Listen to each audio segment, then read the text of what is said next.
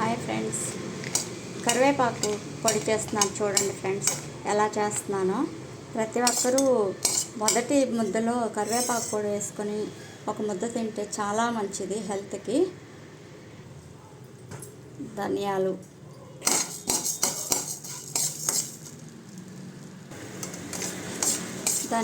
దోరగా వేపుకోవాలి ఫ్రెండ్స్. ధనియాలు అయిపోయాక ధనియాలు వేగాక జీలకర్ర వేసుకున్నామా, తర్వాత కొంచెం మిరియాలు, ఇవన్నీ తీసి పక్కన పెట్టుకొని మినపప్పు వేపుకోవాలి. ఆయిల్ చాలా తక్కువ వేపుకోవాలి. మినపప్పు దోరగా వేగాక నువ్వులు వేసుకోవాలి ఫ్రెండ్స్. చింతపండు, వెల్లుల్లి,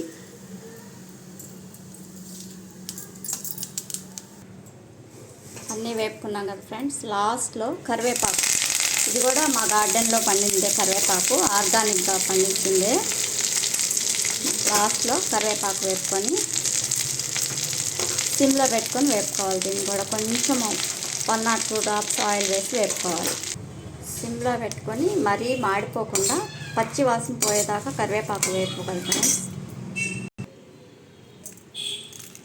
కల్లుప్పు వేసుకోవాలి ఫ్రెండ్స్.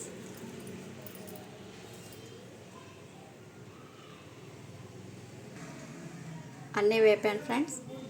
కరివేపాకు పొడి మిక్సీ పెడుతున్నాను చూడండి. మిక్సీ పెట్టాక మళ్ళీ చూపిస్తాను. కరివేపాకు పొడి రెడీ అయిపోయిందండి.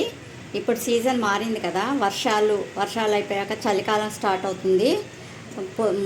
ఇది ప్రతి ఒక్కరూ మొదటి ముద్దలో తీసుకోవాలండి. ఎందుకంటే ఆరోగ్యానికి చాలా మంచిది. జలుబు, దగ్గు, జ్వరాలతో సఫర్ అవుతారు కదా, సీజన్ మారింది కాబట్టి ప్రతి ఒక్కరు కూడా మొదటి ముద్దలో ఈ కరివేపాకు పొడి కొంచెం నెయ్యి వేసుకొని తింటే చాలా మంచిది.